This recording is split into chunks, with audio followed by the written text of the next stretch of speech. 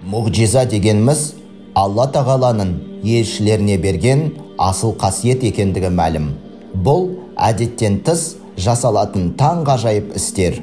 Ал әл-карама, керемет деген сипат болса, бұл да әдеттен тыс жасалатын істер.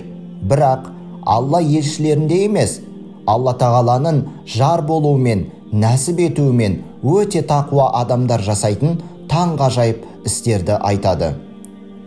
Тақуа адамдардың бұл кереметтерді істеу арқылы Алла тағаланың ұлылығын тағы бір рет өзін пенделеріне паш ететіндігін біз білеміз.